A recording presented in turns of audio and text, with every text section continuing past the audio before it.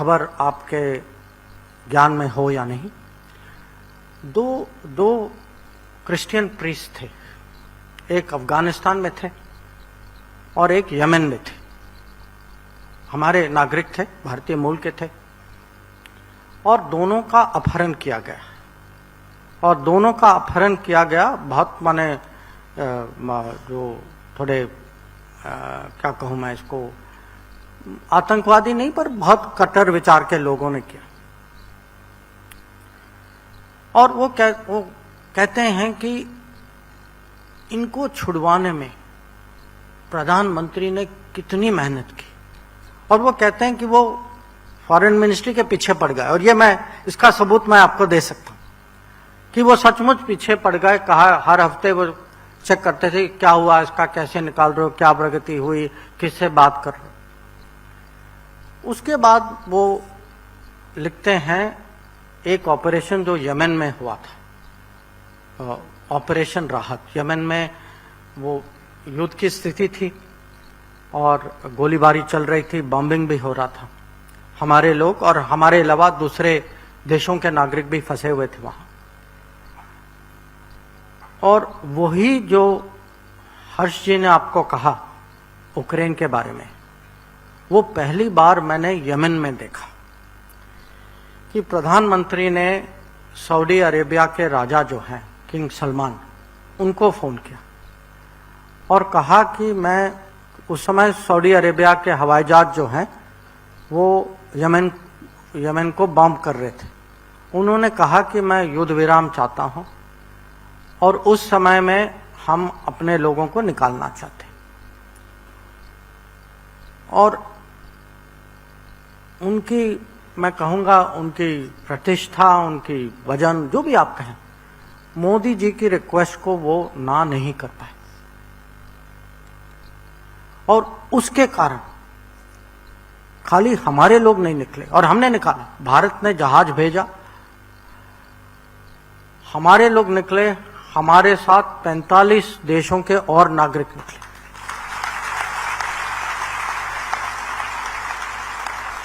और ये मेरे लिए मेरा पहला अनुभव था कि जब आपके प्रधानमंत्री की इतनी इज्जत होती है, इतनी लोग कदर करते हैं। ये मैं कहूँगा डिप्लोमेसी में इससे बड़ी, कूटनीति में इससे बड़ी, माने डिप्लोमेट के हाथ में ऐसा कुछ कार्ड, इससे बड़ा कुछ हो नहीं सकता। अब यही चीज इस साल यूक्रेन में साबित हुआ कि आप जानते हैं कि हमारे 20,000 से ज्यादा विद्यार्थी वहां युद्ध के बीच में फंस गए थे और उनमें से 2 शहर ऐसे थे जहां सचमुच माने वो डेंजर में थे कि रोज फायरिंग हो रही थी, गोलीबारी चल रही थी आपस में। और एक शहर ऐसा था कि उसमें 3 साइड थे कि यूक्रेन की आर्मी भी थी, रशिया की भी थी और एक कुछ जैसे प्राइवेट या नॉन ऑफिशियल लोग भी हथियार लेके घूम रहे थे। और हम लोगों ने बहुत कोशिश की उनको वहां से निकालने में, पर आप जानते हैं कि जब गोली चलती है कि कौन बाहर आएगा। अगर आप दूसरे शहर सुमी में, तो हम वहां बस भी ले गए, लोग बस में चढ़े, गोली शुरू हुई, वो वापस अपने हॉस्टल में चले गए। तो एक बार नहीं, बहुत बार कोशिश की। फिर अंत में दोनों शहरों में, खार्किव और सुमी में, प्रधानमंत्री ने प्रेसिडेंट पुतिन को फोन किया और यूक्रेन के प्रेसिडेंट जेलेंस्की को फोन किया और कहा कि हमारे बच्चे फंसे हैं और मैं चाहता हूं, ये मेरी रिक्वेस्ट है कि जब तक वो निकलें आप हमें टाइम दीजिए, इस समय सीमा में उनको निकालेंगे और आप मुझे अपना वचन दीजिए कि इस समय फायरिंग नहीं होगी। और उसके कारण हम इन दोनों शहर से हमारे लोगों को निकाल पाए। अब ये जब हो रहा था उक्रेन में। मुझे अभी भी याद है उस समय उत्तर प्रदेश में चुनाव हो रहा था, और आप जानते हैं जब चुनाव होता तो प्रधानमंत्री जी तो लग जाते हैं इसमें। वो सुबह सुबह निकलते थे और रात को आते थे। मैंने पूरा दिन उनका यूपी में लगता था, और माने स्वाभाविक भी है, और हमारे लिए माने इसका महत्व तो आप जानते ही हैं कि जब तक वो खुद न जाएं।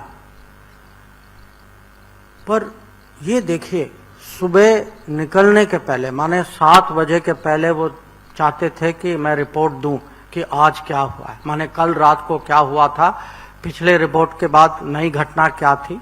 और जैसे ही वो उनके प्लेन या हेलीकॉप्टर दिल्ली में उतरती थी, अगला फोन आता था कि अच्छा भाई 12 घंटे हो गए, तो आप बताइए क्या हुआ।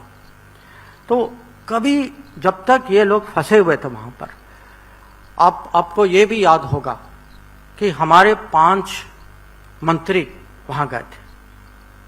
आप ही सोचिए, आपको कभी याद है कि भारत सरकार ने 5 मंत्रियों को बाहर माने हमारे नागरिकों को वापस लाने के कभी भेजा था?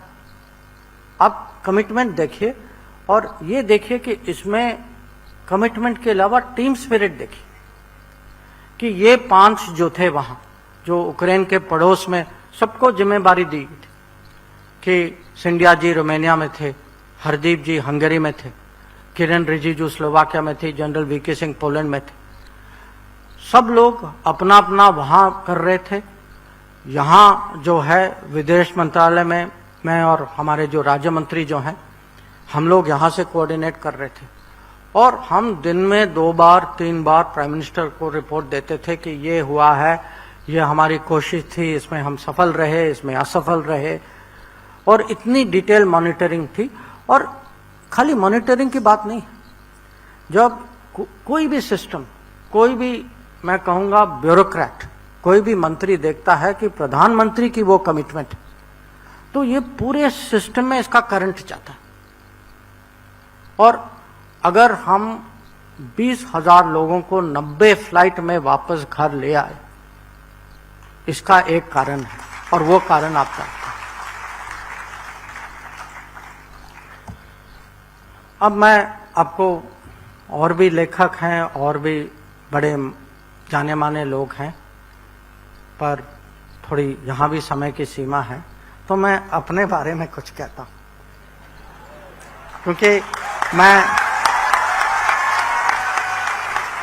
मैं गुजरात में कभी ये चांस में खोना नहीं चाहता।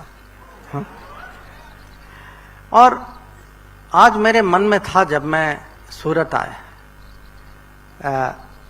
ये कभी कभी मेरे से प्रश्न पूछा जाता तो कि आप मोदी जी से पहली बार कब मिले, और मैं मिला उनसे 2011 में, जब वो चीन आए थे, उस समय मुख्यमंत्री थे, मैं राजदूत था वहां, और मैंने इसके बारे में लिखा है, इस किताब में लिखा है।